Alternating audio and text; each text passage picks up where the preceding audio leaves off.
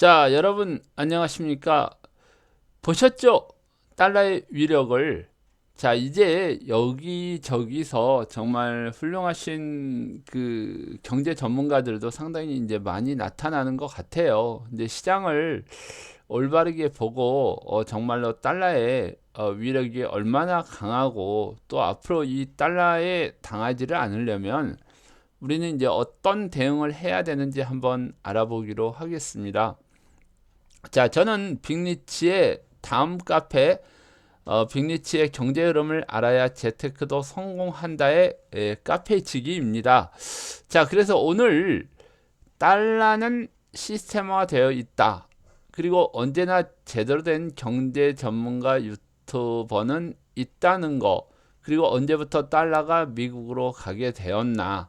그리고 달러 시스템의 공격은 언제까지 될 것인가.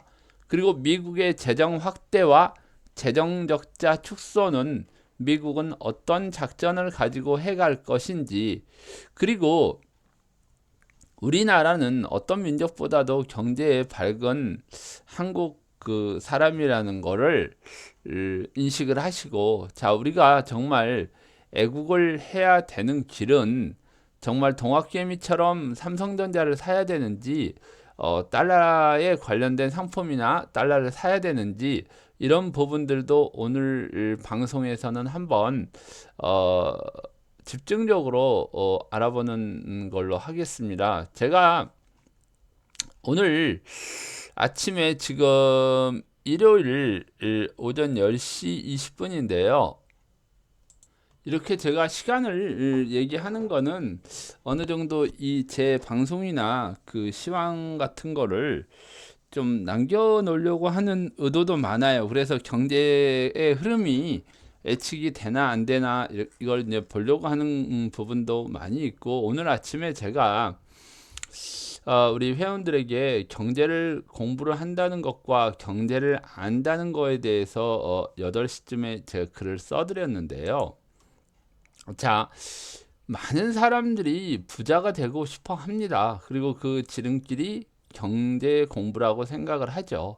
근데 바꾸어서 한번 생각해 보면 공부 잘하는 사람은 모두 부자가 되어야 하는데 정말로 이게 부자가 돼 있어요? 그리고 사람들은 남이 잘 되면 굉장히 배 아파하죠. 이게 왜 나보다 못하는 사람이 저 잘 살고 더 잘 나가는 거야 하고 시기하고 미워하는 경우도 많죠. 그리고 뭐 S대 나오고 뭐 경제학 책도 쓰고 박사 과정을 받고 있는데 이런 사람들도 보면 경제 예측은 절대 안 되는 거라고 얘기를 해요. 요새 이제 필자는 빅리치 접니다. 그래서 때때로 증권 전문가나 경제 전문가를 만나가지고 얘기하지만 이 사람들은 한결같이 자기 주장이 옳다고 하는데, 그 문제는 이 중에서도 이제 오랜 경륜이 쌓아가면서 시장을 어느 정도 읽어가는 전문가들도 계시더라고. 근데 이제 우리가 이렇게 그 전문가들이 어떤 근거를 가지고 틀리더라도, 자, 이런 현상으로 예를 들어서 뭐 달러가 강세를 보인다, 약세를 보인다 한다 그러면 이게 근거를 가지고 하기 때문에 이 근거가 무너지면은 이걸 다시 되바꿀 수도 있는 상황이 나오기 때문에 근거를 가지고 예측을 하는 전문가들은 믿을 만한 사람들이에요. 왜? 이렇게 달러의 약세를 보다가 어떤 자기가 보는 근거가 무너졌을 때는 달러 강세라고 얘기를 할 수 있기 때문이거든요. 그래서 하지만 제대로 시장 해석이 안 되어서 어렵게 찾아낸 기회에 반대로 투자하는 사람들을 많이 봐왔는데요. 자, 요거를 조금 옆으로 더 해야 되겠네. 이게 왜냐면 오늘 이거를 한번 방송으로 떠놓는 게 상당히 좋을 것 같아서 제가 여러분들하고 한번 보는 겁니다. 그래서 어쨌든 간에 누군가는 시장을 분명히 올바르게 보는데 근거와 여러 가지 해석을 통해서 시장이 정말 달러는 강세다. 근데 이게 제가 달러는 강세라는 부분을 언제 얘기를 하냐면은 제가 14년도부터 얘기를 해요. 2014년부터 얘기를 하는데, 이게 이제 그 차트로 보면은 달러 인덱스를 보면 2014년도가 이때부터거든요. 이때부터 달러 강세를 보는 이유는 여러분들이 제 방송을 보시면서 조금은 지겨울지 모르지만 한 번만 더 보고 넘어갈게요. 이게 중요한 부분이니까. 자, 이미 저희 카페 회원들과 저는 달러의 이 7년 상승 주기와 10년 하락 주기를 이렇게 그려놓고 보고 있었단 말입니다. 그래서 이게 원래는 1995년부터 2002년까지지만 제가 이거를 처음에는 2012년부터 될 수가 있었다고 얘기했는데 약 2년 동안 중국 때문에 이걸 까먹어 버려요. 위안화 때문에. 그래서 2014년부터 2021년까지 달러의 강세가 나온다고 하면서 2014년부터 제가 달러 강세의 이유를 여러분들에게 얘기를 해 드립니다. 자, 그래서 이 부분을 보시면 2014년도부터 이 달러의 본격적인 상승을 얘기하고 여기서 2년을 까먹고 이렇게 올라가는 부분이 나왔다는 걸 여러분들이 아시고 이 시장을 보시는데, 여기서 이 달러가 강세가 보이는 가장 첫 번째 이유가 글로벌에 있는 달러가 미국으로 들어간다는 이유를 제가 듭니다. 그럼 이제 혹자는 전문가들은 이런 얘기를 하죠. 아니, 무슨 놈의 글로벌의 기축통화가 달러인데 이 달러가 어떻게 미국으로 들어가냐는 이런 얘기를 해요. 그러니까 사람들은 항상 이 생각하기에 참 바보 같은 거죠. 기축통화인 달러가 미국으로 들어간다는 얘기는 또 나올 수도 있다는 얘기 아니에요. 이게 이제 회전이 되면서 달러 승수가 높아지면 높아질수록 달러가 글로벌에서 더 많이 사용되기 때문에 이 파이가 커진다는 얘기를 하는 거죠. 그래서 다시 저희 카페로 돌아가 보면요. 요게 저희 게시판에 이렇게 보시면은 달러를 경제를 알자 이 란에 들어가 보시면은요. 자, 여기 보시면은 달러 부분에 대한 걸 제가 많은 설명을 여러분들께 해드려요. 그래서 이제 뭐 붐을 준비하라도 있고, 그 다음에 달러를 알면 돈이 보인다. 달러로 본 부동산, 달러의 침공, 환율 변동과 세력, 뭐 환율의 변동 이야기, 이 환율의 변동성, 글로벌 정세, 이제 이런 걸 보시면은 아마 이제 굉장히 역사적으로 나타나는 부분, 그리고 2018년도 8월까지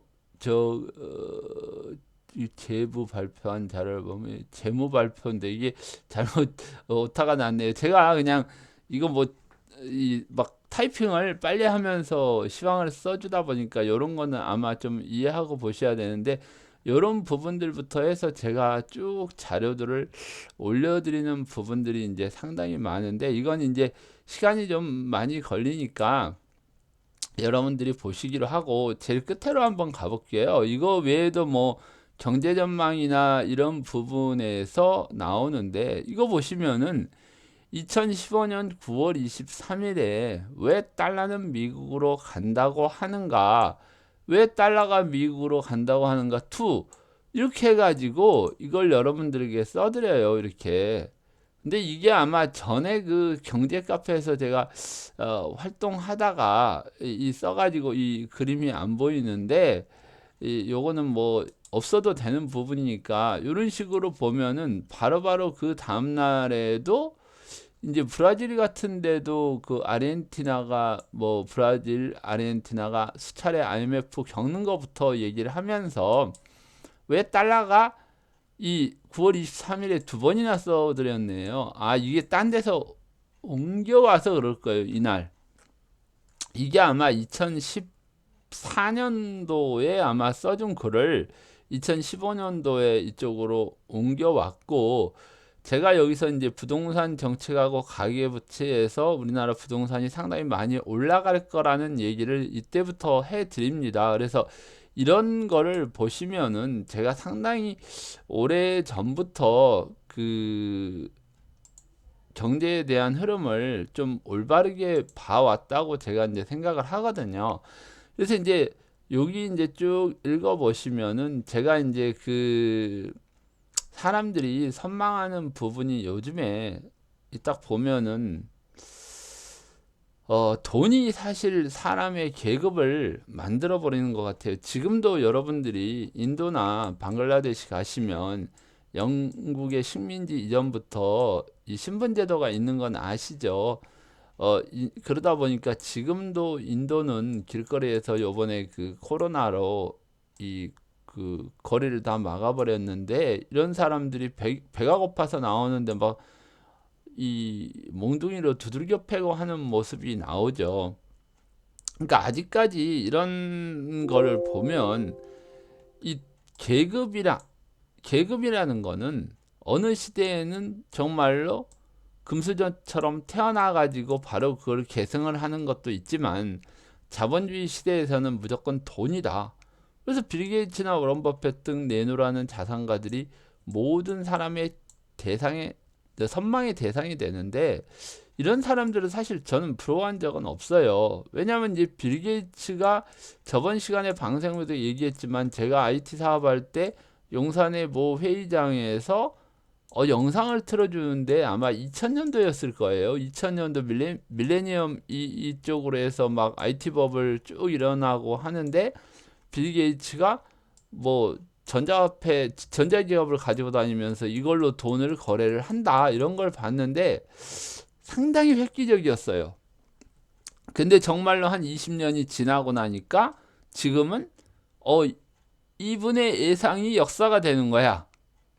그리고 이제 이 사람이 제가 이제 IT 쪽에서 일을 하다 보니까 이 오퍼레이팅 시스템이 우리가 원래 예전에 컴퓨터를 이렇게 화면을 끄면 까만 화면에 도수만 나왔거든요.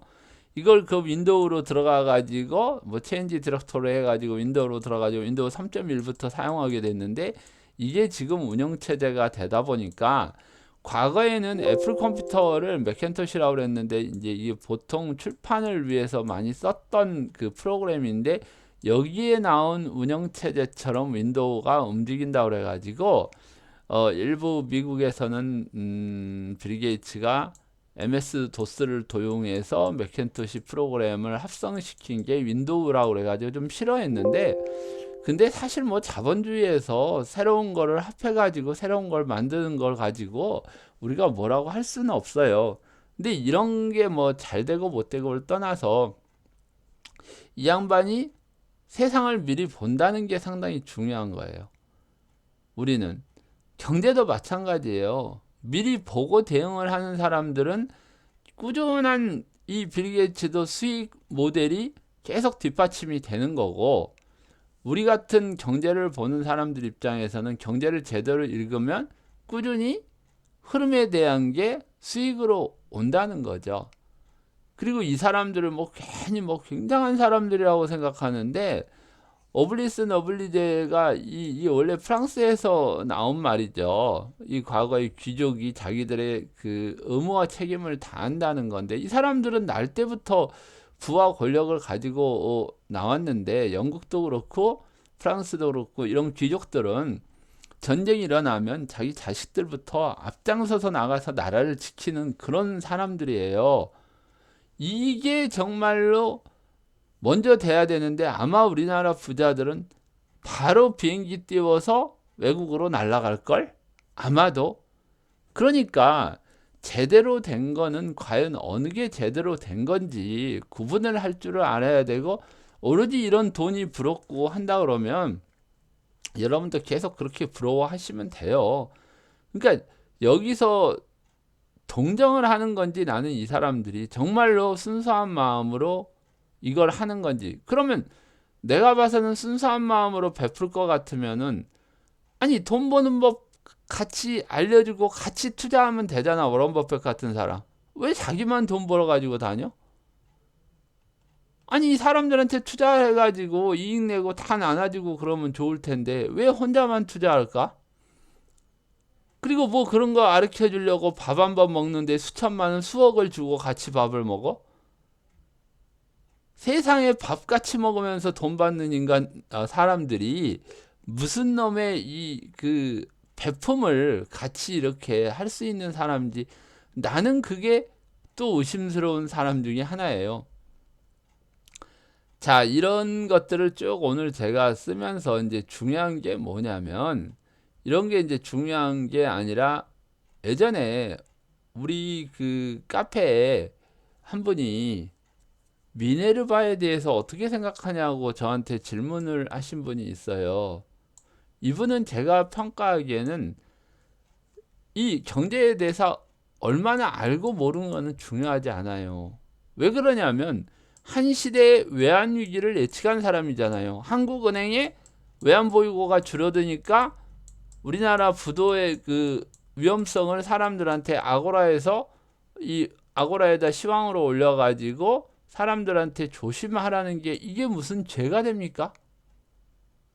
이게 이제 지식층하고 사회 법적 시스템은 이 사람을 불러다가 몇 날 며칠을 어, 조사를 하고 예를 들어서 아고라에다 글 올린 것처럼 너 한번 올려봐라. 그리고 신상을 다 털어.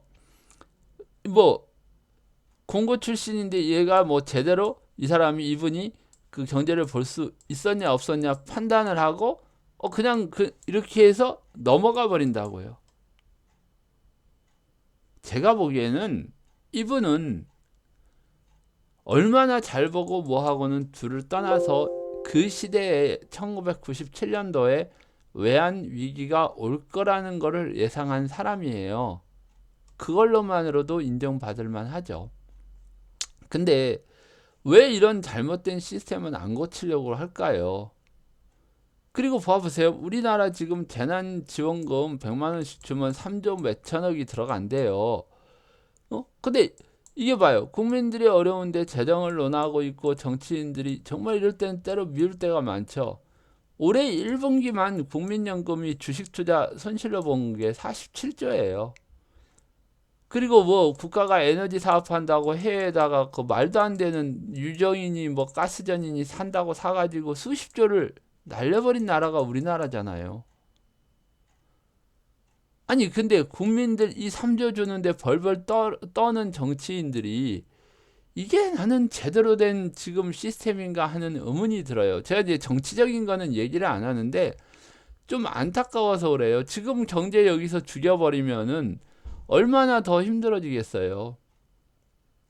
제가 여기서 이 카페나 정치나 종교 얘기는 전혀 안 하는 거 원칙으로 하고 이런 글 오면은 바로바로 지워버리는데 지금 처해 있는 우리 경제 사정이 너무 좀 안타까워서 좀 얘기를 한 거니까 이거는 좀 뭐 나중에 정치적인 댓글 올라오면은 저는 뭐 다 지워버리든지 할 거니까 그건 아시고 그냥 넘어가는 걸로만 생각을 합시다.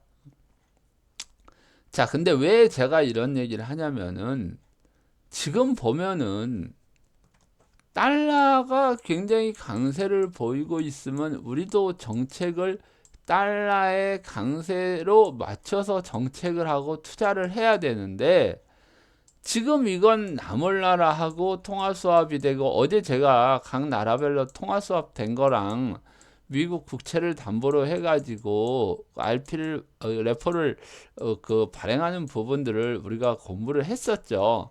근데 정말 중요한 것들은 사람들이 잘 안 봐요. 유튜브 방송도. 그리고 제목이 좀 그 뭐 깜찍해야 되나? 뭐 아주 쇼킹해야지 많이 클릭해서 보는데 그거는 뭐 자기들 운이고 복이니까 그거는 상관이 없는데 어찌됐건 간에 그 우리가 이렇게 보면 지금 달러에 대한 부분을 한번 좀 더 공부를 해 보기로 하고요. 제가 이제 카페 회원들한테 하는 얘기가 과연 뭐 내가 이런 책을 봤는데 예를 들어서 이동평균선에 대해서 얘기를 해주면은 야 그거 안 맞아. 내가 해보니까 아무리 해보니까 안 돼. 그리고 전문가들 얘기해 보면은 이렇게 해가지고 안 되면 아니야 이걸 봐야지. 아니 이거라니까 이런 식으로 얘기를 했대요. 그러니까 몇 번 해보고 안 맞고 이 전문가가 말 그대로 무슨 신이야? 그리고 이 전문가가 여기 그 이동평균선에 대해서 공부를 했으면 얼마나 알겠어. 그저 테레비만 나오면 뭐 어제 방송에 나오면 이 사람이 대단한 줄 알아. 이거는 말이 아니죠. 적어도 이동평균선을 공부하면 아니 내가 이거를 소화를 해가지고 다음에 주식이 이렇게 빠질 건지 오를 건지 이거를 맞히는 게 공부를 하는 가장 1순위 아니에요? 이게 되나 안 되나를 보여주잖아요. 아니 여기서 이렇게 될 거다 안 맞으니까 이거는 뭐 다른 걸 봐야 돼 뭘 해야 돼 이런 게 아니잖아요. 자 이동평균선이 이렇게 돼서 뭐 어떤 뭐 이런 식으로 해서 데드가 나오고 골든이 나오고 크로스가 나오고 이러는데 앞으로 주식이 빠졌다가 또 어떤 부분이 나오면 또 변곡이 나와가지고 올라갔다 내려갔다 또 올라갔다 이런 모양이 나올 거라고 예측을 할 수 있는 게 정말 진정한 공부라는 얘기죠.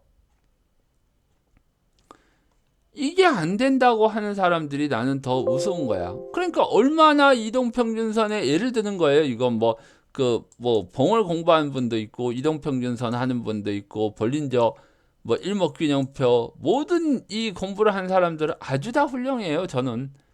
근데 하나도 다 마무리 안 하고 이걸 계속 바꿔서 공부를 하고 나중에 결론 안 된다. 경제는 신도 못 맞춘다. 저도 못 맞춰요. 뭐 나도 뭐 이거 다 하겠어요. 근데 어느 구간에서 정말 확실한 부분이 나왔을 경우에는 이건 이거다 하고 얘기하고 내가 정말 이 순간을 투자를 할 수 있는 그런 실력을 갖추고 있어야 된다는 거예요.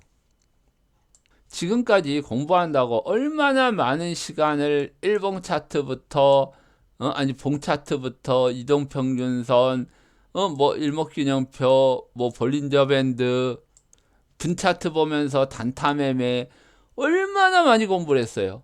정말 이 시간에 모든 걸 다 포기하고 예를 들어서 이동평균선 하나만 가지고 맞을 때까지 연습한 사람하고 그냥 이것도 보고 아까 얘기했던 거 다 보고 결론은 안 되네요. 내가 생각하기에는 이거 하나만 보고 이해한 사람이 위너가 되는 거예요.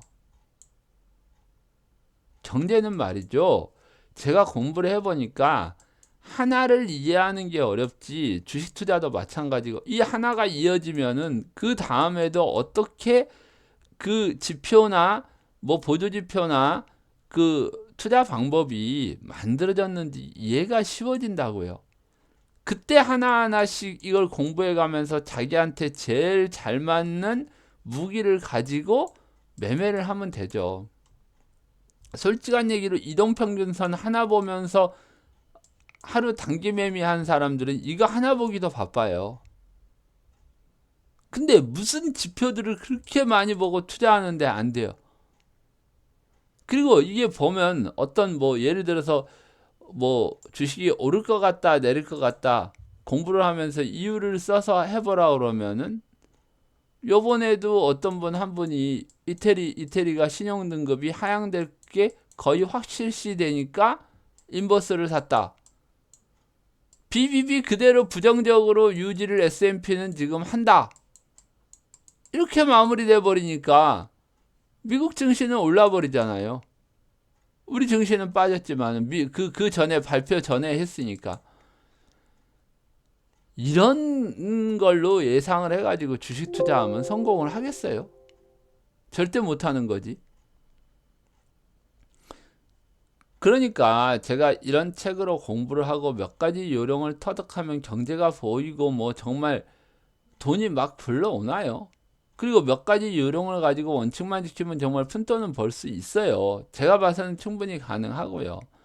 근데 이제 이런 식으로 해서 제가 여러분들하고 이런 글을 써드리는데 이 중요한 부분이 이제 달러예요. 달러를 보면 제가 그 2014년 올라갔다 2017년 여기 바닥을 찍을 때 2017년 말에 달러 강세가 나오는 이유나 미국 달러 시스템의 작전을 잃고 하나에서 10까지 여러분들하고 달러 공부를 해갔거든요.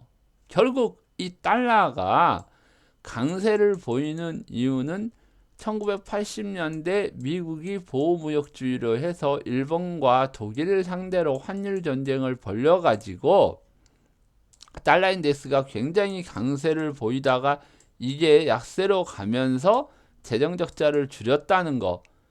이게 요번 그 달러 강세가 나올 수 있는 팩트라는 거예요. 그래서 이게 뭐 굉장히 의심도 지금도 많은 사람도 많고, 아니 나는 다 좋아, 의심을 하든 뭐 하든지 안 하든지 상관을 안 해요. 근데 달러를 알면은요, 제가 유가 그 제 유튜브 방송을 계속 보시면 알겠지만 유가가 20달러 간다는 거는 굉장히 오래전부터 여러분들에게 얘기를 해드려요. 그리고 이게 지금 유가 같은 경우에 여기 보시면은요, 여기서 이제 이게 아주 이거는 차트가 너무 이상해서 요거 지우고 이렇게 보면 이제 제대로 된 차트를 볼 수 있는데, 이 오래전 차트에서도 보면 어떤 때는 이때 유가하고 달러가 같이 움직일 때도 있고, 반대로 이렇게 달러 강세에 유가 하락이 나올 수도 있고, 반대로 유가 상승에 달러가 약세 보일 수도 있다. 이런 부분들까지 그 구간을 이 모두 적중을 하면서 볼 수 있는 사람하고, 그냥 무작정 뭐 기름이 여기서 보면 미국의 G사가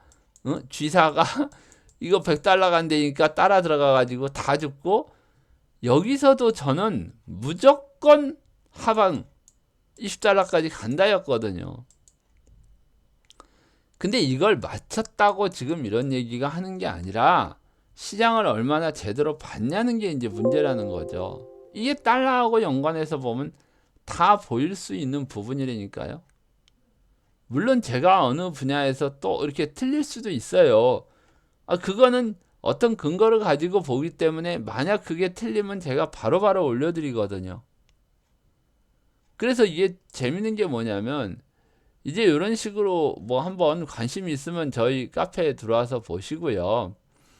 이제 제가 이제 조금 기뻤던 게 뭐냐면, 이렇게 뭐 TT 성진님이라는 분이 이렇게 타국 환율 상승률 평균치를 활용한 원달러 환율 예상값 이렇게 해서 또 이런 걸 올리시더라고.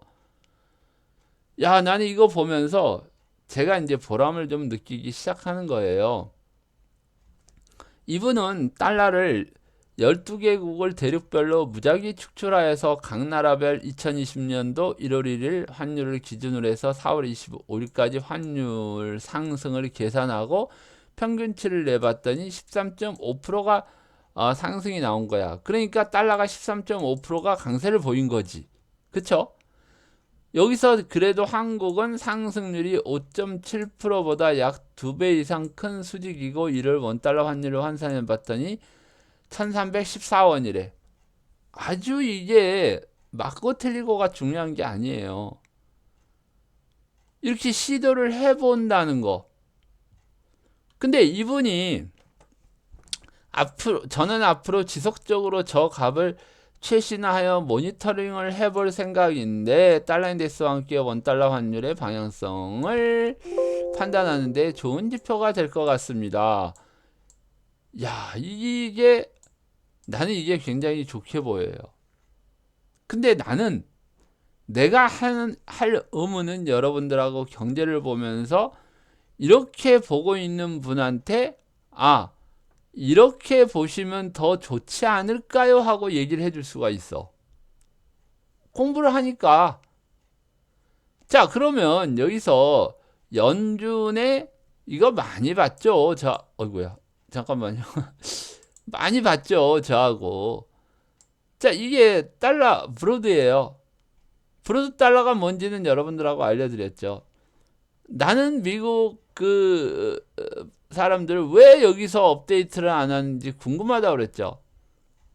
2020년도 1월 1일 날 올려놓고 이걸 안 해요. 업데이트를. 브로드를. 자, 그러면 우리가 보통은 이런 차트를 보고 야, 이렇다 저렇다 얘기를 하는데, 이게 만들어지는 과정은 미국에서도 이렇게 다 이게 소스를 공개를 한단 말이에요. 그래가지고 여기서 브로드 컨트리 인덱스 이렇게 쭉 나오잖아요. 저 무지하게 영어 못해가지고 대충 그냥 알아요. 자, 여기 유로 에리어도 있고 카나다도 있고 자펜도 있고 멕시코도 있고 이거 있는데, 그거 왜 한번 봐봐. 소스를 보면 브로드 오브 이렇게 쭉 나오는 게 있고, 아 이건 뭔지 나는 모르겠어. 저기 FRD 리서버 뭐 시스템이래. 눌러보면 될 거 아니에요. 그 요걸 한번 눌러봐. 요거는 H10 그 폭인 외환 비율이잖아. 아 이거 모르긴 몰라도 이거 눌러보는 게 맞는 것 같아. 그럼 이걸 한번 이렇게 딱 눌러보면은 자 이렇게 나오잖아요. 폭인 익스체인지 비율 이렇게 나오잖아. 자 그러면 여기서 제가 이거 전에 한번 방송에서 한번 보여드렸을 거예요. 요게 호주, 브라질, 호주 달러, 이거 브라질, 헬 이런 식으로 쭉 나오는데 자 이렇게 쭉 봐봐요. 이게 그 월별로 쭉 이렇게 나와 있잖아요. 날짜별로 참 월별로가 아니라. 그럼 4월 13, 14, 15, 16, 17일 날 이렇게 쭉 나와 있는데 이 여기에 나와 있는 비율이 이렇게 나와 있는 거야. 달러 인덱스하고 요 밑에 보면 아마 나와 있을 걸. 어딨나?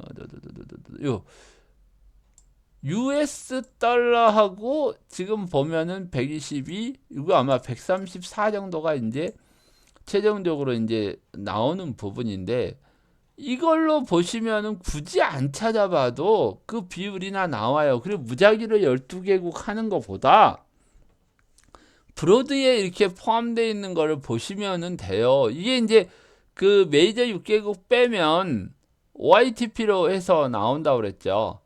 근데 이것까지 보는 사람은 별로 없거든. 분명히 이걸로 해가지고 달라인덱스가 강세가 보이는 부분들이 보이고 있는데 OITP로도 나중에 여러분들이 한번 찾아보세요. 찾아보시면 이런 비율이 나오는데 뭐하러 저거 계산하고 있어? 이거 저기 다운로드 받는 거 있나 없나? 여기 있을 텐데. 여기 있네요. 데이터 다운로드에서 이거 바로 카페에다 올리면 돼. 뭐하러 이걸 이렇게 어렵게 해요? 제가 이런 거를 이렇게 알려드릴 수 있는 거는 저분이 저런 글을 쓰셨기 때문이에요. 자, 그리고 여기서 제가 이거 외에 저번에 한번 쭉 나왔는데 이 밑에 이제 봐봐요. 프리스 비지트 하래. 나는 뭔지 모르겠어. 자, 그러면 요거를 복사를 해가지고 이게 뭘까 하고 이렇게 보니까 뭐 몰라. 그런데 브로드 인덱스래. 자, 그러면 여기 하나 열어가지고 카피해가지고 쭉 들어가 보면 또 이런 게 나와. 이건 뭐야? 그 연도별로 이렇게 해서 비율을 정해져가지고 2020년도까지 지금 이 브로드 달러 인덱스의 토탈 트레이드로 나오니까 그러니까 전부 무역 거래하는 부분에 있어서 비중이 바뀔 거 아니에요. 그럼 이 바뀌는 비중이 쭉 나와가지고 토탈 100으로 잡고 이렇게 계산을 해서 나오는구나 이렇게 이제 보면 되겠죠. 그러면 무역 비중으로 달러를 해서 봤을 때 사우스 코리아는 이게 봐 3.3 정도로 지금 계속 이 상태 유지하고 있는 거죠. 3.4일 때도 있었고 근데 이게 지금 뭐 조금씩은 아직은 안 줄어들었네요. 그쵸? 이게 이제 줄어들면은 전체적인 무역 거래에서 조금 떨어진다는 얘기죠. 그러면 중국 같은 데는 이렇게 보니까 여기 2017년도에 16%까지 비중을 차지하다 뭐 조금씩 줄고 있네. 이렇게 볼 수도 있는 거 아니에요. 인디아도 이렇게 보면 뭐 비슷하고 자 이렇게 보면 이제 이것만 봐도 얘네들이 무역을 잘 하는지 못하는지 알 수 있겠구나 하는 부분을 우리가 알 수 있는 거죠. 그렇죠? 그래서 이런 부분하고 여러분들이 이렇게 저기 접목을 해가지고 이렇게 누가 글을 올리던 뭘 하던 잘못되어 있는 부분들이나 더 좋은 그 사이트나 이 데이터가 있으면 여러분들하고 이렇게 공유를 할 수가 있어요. 근데 이분 정말 대단하세요.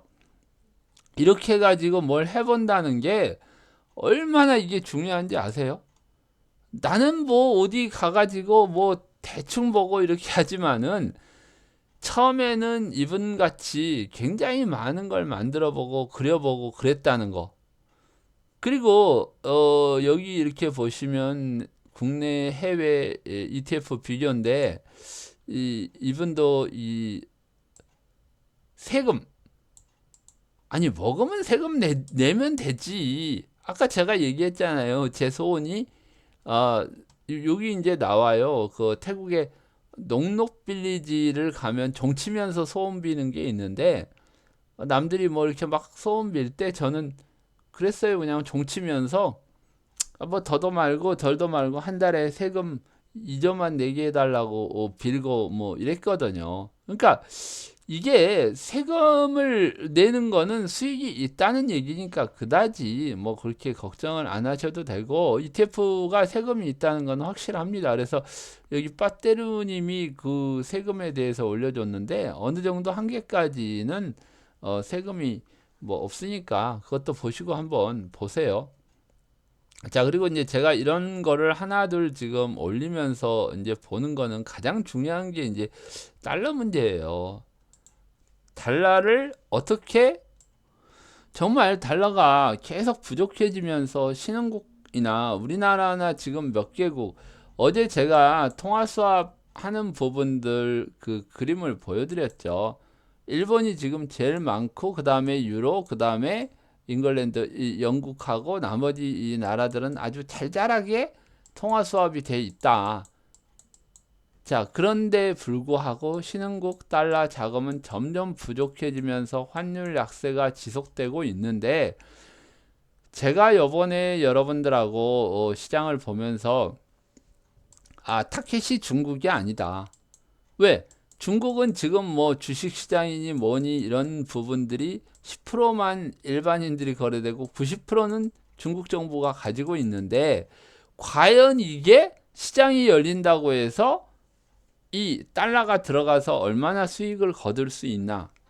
분명한 거는 얘들도 망가지는데, 제가 이런 얘기를 했어요. 요번에 달러 강세에 의해서 나오는 경제 상황은 유럽이나 이런 데서 환율 전쟁이 일어나는, 일본이나 이런 부분이 환율 전쟁이 일어나서 제가 이 반을 자르는 거는 과거 1985년처럼 환율 이 달러 대비 절상이 나오고 중국 같은 나라는 외환위기를 맞이해서 우리 IMF처럼 굉장히 싸질 수가 있다.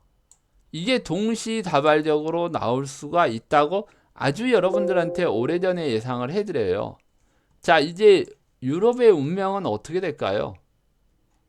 지금 유럽은 채권이 마이너스 금리예요. 그리고 통화 수합을 해주고 은행들이 이제 이거를 갈 데가 없으니까 돈이 미국 채권을 사고 있고, 이 어제 그 방송에서도 말씀해 드렸듯이 일본이 지금 이 미국 채권들을 엄청 사모으고 있고, 이미 일본은 중국을 앞서 가지고 미국 채권 보유 1위국이 되는 거예요. 제가 미국이 일본하고 요번에 공조해 가지고 달러 시스템에 대한 공격을 감행을 한다는 거는 굉장히 오랜 시간 전부터, 뭐 아베가 트럼프하고 골프 치고 다니기 전부터 제가 얘기를 했어요. 왜? 달러 시스템이라는 거는 제가 일부 유튜버들처럼 뭐 자료를 많이, 뭐 금융기관에 있는 사람도 아니고 이걸 해석하고 받는 것보다 저는 달러 시스템에 대한 이해를 가지고 이런 데이터들이 나올 거라는 걸 미리 여러분들하고 예상을 하고 시장을 봤다는 거고, 이제 이 새로 요즘에 그 유튜버들은 그 기존의 지금 미국 정책들을 가지고 하나하나 풀어가지고 여러분들에게 아마 방송을 해주고 있는 것 같아요. 그건 다 좋아요. 근데 이거를 과거부터 이런 현상이 일어날 걸 예상하고 보는 사람하고 막 학술적으로 논술적으로 풀어가지고 이러는데, 과연 우리는 어떻게 해야 될까 하고 이렇게 의문을 갖고 시장을 보는 사람하고는 상당히 또 이거 시장 보는 차이가 달라져요. 아주 오랜 시간 달러가 이렇게 흘러갈 거야 하고 예상을 하고 보면은 여기서 뭔 일이 생기더라도 빨리 액션을 취할 수가 있지. 보통 사람들은요.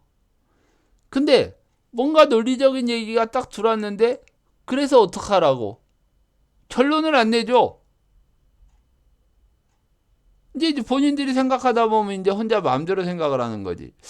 이거야? 이거야? 뭐 이러다가 이제 볼일 다 보는 거죠.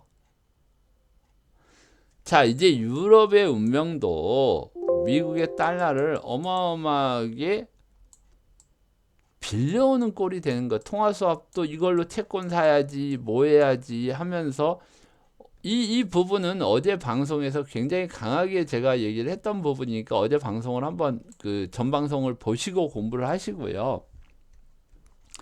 이 미국 국채, 그러니까 유럽의 운명은 그런 식으로 해서 이번에 굉장히 달러의 공격을 받고 환율 전쟁이 시작된 부분, 이제 엔화가 약세로 가면서 수출 경쟁력이 떨어지니까 유로도 떨어지고 파운드도 떨어지고 뭐 우리 원화도 떨어지고 아까 그 수출을 하는 나라들, 수출 비중이 있는 나라들이 다 환율을 떨어뜨리려고 마치다 보면 지금까지 가장 잘 버티던 중국도 환율을 낮춰야 되고 이게 8위안 이상으로 올라가야 된다는 얘기가 나오죠.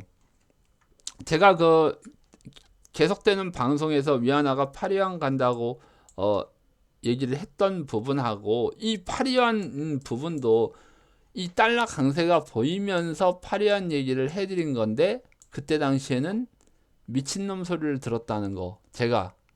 그리고 달러도 달러인덱스 103달러를 넘어서 뭐 112, 118, 120달러까지 달러인덱스가 갈 거라고 했더니 이거 자체도 미쳤다고 한 사람들이 대부분이었었죠. 정말로 그때는 좀 황당하긴 했어요. 저도 뭐 그럴 거 아닙니까? 그 저기 나는 나 나름대로 예측을 하고 얘기를 해줬는데 말도 안 되는 소리 하지 마라 이러니까 굉장히 심지어는 방송인까지도 그런 얘기를 했어요. 제가 만나서 이렇게 얘기를 했는데 근데 이제 이런 분들은 나중에 어떤 얘기를 하냐면 코로나 때문에 특이한 상황이고 달러 수급이 어려워서 그런 거다. 자, 나중에 이제 시간이 지나고 보세요. 이 경제 예측이라는 거는 코로나가 오던 뭐가 오던 이거는 하나의 뉴스예요.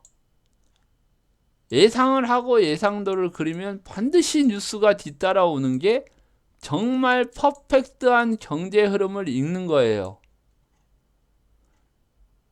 그런데 정말 재밌는 거는 제가 카페에서 경제 흐름을 쭉 얘기를 해줬는데 항상 뉴스는 뒤따라와요. 그러니까 시장을 분명히 제대로 보는데 이거를 활용을 못하면 아무런 소용이 또 없겠죠. 자, 한국의 경우는 정말 FED라는 말 있죠. FED 이런 거 미국 가서 딱 보면 화이트 칼라나 뭐 블루 칼라나 이거 아는 사람들은 거의 없어요. 우리나라는 무지하게 많이 하잖아. 저기 그 경제 공부 많이 해가지고. 일본은 말이죠. 프라자 합의 때 당할 대로 당해가지고 미국의 작전을 알아. 이거를 알고 미국한테 반격을 가할까봐 미국이 일본하고 같이 동조를 해서 이 짓거리를 한다고요. 한국 사람은 IMF라는 거를 겪어가지고 외환 위기의 그 무서움을 알아요. 지금은 알지만 또 희한하게 생각하는 사람들이 많아. 미국이 달러를 많이 푸니까 달러가 휘지가 되고 금사라 뭐 해라 이러는데 이 돈이 풀려 나오려면 달러 강세가 나오고 나서 환율 절상이 되고 풀려 나올 거예요. 우리나라로 따지면. 그러니까 미국 국채를 적어도 자, 여러분 이런 생각을 한번 해보세요. 달러가 지금 이거는 예를 드는 거예요. 자, 지금 달러 인덱스가 100달러에서 지금 움직이고 있는데 이게 120 뭐 심지어는 140까지 이건 예를 드는 겁니다. 140까지 갔다고 한번 가정을 해봅시다. 과거처럼 1980년대처럼. 근데 이미 제가 말씀드렸지만 달러 인덱스는 120을 가던 140이 가던 브로드 달러 인덱스하고 OITP 달러 인덱스하고 분명히 얘네들은 지금 거의 제가 보여드렸죠. 140, 뭐 거의 170 정도를 움직이고 있으니까 이거는 지금 그 OITP 같은 경우에는 메이저 6개국을 뺀 건데 이게 거의 그 작년 말쯤에서 170이었으니까 거의 200 가까이 갔겠죠. 그쵸? 자, 이렇게 되면은 이 140이라는 것보다도 더 우리나라는 충격을 더 받을 수도 있겠죠. 그러니까 이게 140이 되든 120이 되든 중요하지가 않다니까. 글로벌 국가에서는 이게 환율 차이가 다 다르기 때문에 이 기준으로 환율을 볼 필요가 없고요. 그리고 이게 지금 달러 인덱스가 메이저 6개국은 메이저 6개국 문제고 이쪽은 OITP는 우리나라도 포함되어 있는 상황이고 브로드도 여기 포함되어 있는 상황이니까 이 수치로 본다면 우리나라 환율의 상승하는 비율이 여기서 나온다는 얘기죠. 그러니까 이럴 때 달러가 강세를 보인다면 미국 국채를 사고 달러를 사는 게 정답이지. 여기서 무슨 놈의 그 동학혁명하고 비교를 해가면서 삼성전자를 사는 게 애국이야? 이거는 아니라는 거죠. 제가 재밌는 얘기를 하나 더 해드리면은 우리나라에 있잖아요. 지금 최고 제1의 베스트 1위 은행이 신한은행이에요. 또 이러면 안 되겠다. S은행이에요. S은행인데 이 은행이 우리나라 최초의 주식 상장 회사인 조흥은행을 제2은행을 사는 거예요. 조흥은행을.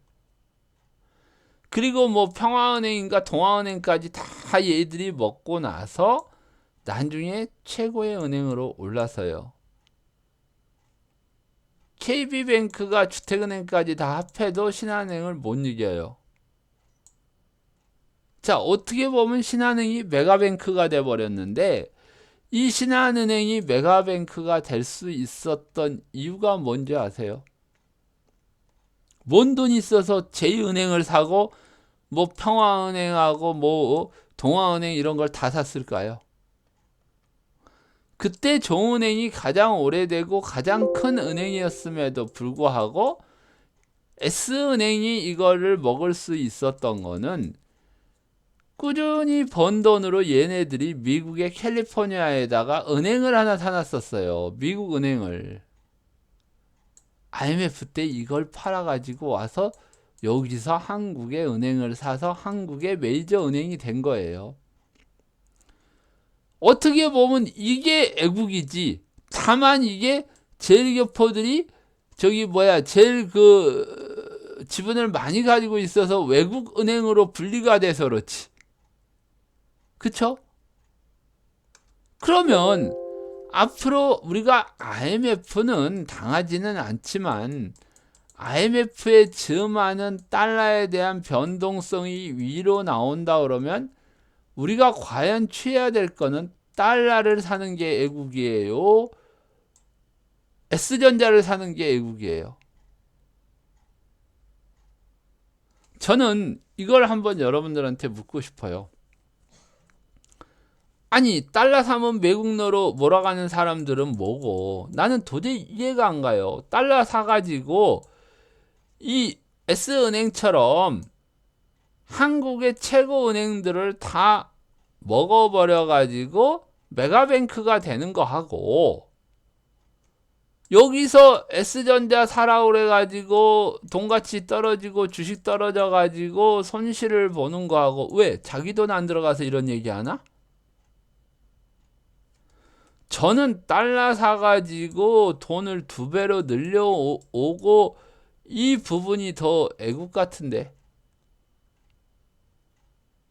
왜 자꾸 자기들 기준으로만 해석을 해가지고 이 뭐 달러를 사라 말아라 뭐 달러 사면 눈총을 주고 S전자 사면 애국자고 이런 식으로 몰아가는 거는 아니라는 거죠.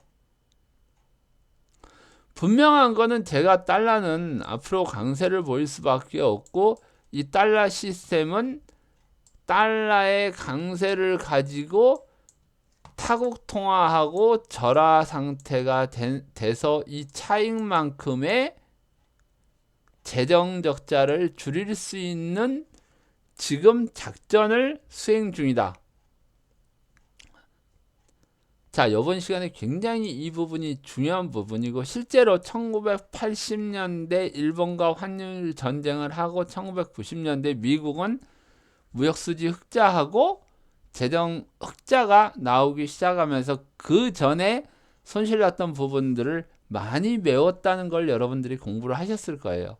근데 2020년도에는 이게 변형된 상태로, 말이 좀 꼬이네, 변형이 된 상태로 그 환율 전쟁을 지금 시행을 하고 있는 거고, 여기에 유로가 가장 크게 당할 가능성이 높고, 여기에 지금 남부 유럽, 이태리, 그 다음에 스페인, 포르투갈이 가장 위험한 나라로 지금 부상이 되어 있고요. 자, 이제 유로 정상회의가 얼마 전에 있었는데, 여기서 코로나 사태에 대해서 자금 집행도 지금 제대로 이루어지지 않고 있기 때문에, 이런 부분들에 자꾸 충돌이 일어나면서 달러가 점차 강세가 보이면은, 정말 미국이 원하는 달러 시스템의 글로벌 공격은 정말 폭격과 같은 성공적인 폭격이라고 볼 수가 있죠. 어떻게 보면 이게 2차 세계대전 때 일본의 나가사키하고 히로시마에 원자폭탄을 떨어뜨렸던 그런 획기적인 역사적인 사건으로 나중에 불려질 수도 있는 그런 상황이 오지 않을까 싶어요, 저는. 그래서 요번에 유로화도 입지가 굉장히 약해질 가능성이 높은 구간에 지금 진입해 있다고 여러분들과 함께 시장을 보면서, 정말 그 유튜브나 경제전망은 제가 봐서는 좀 가려서 듣고요. 들으시더라도 이 부분에 이해를 하고 앞으로 일어날 수 있는 그 일에 대해서 어떤 식으로 시장을 바라보는 게 올바른 건지 여러분들이 한번 조금 더 생각을 하면서 시장을 보는 게 어떨까, 이렇게 생각해 본 하루입니다. 자, 여러분 즐거운 하루 되시고, 저 빅리치였습니다. 자, 감사합니다.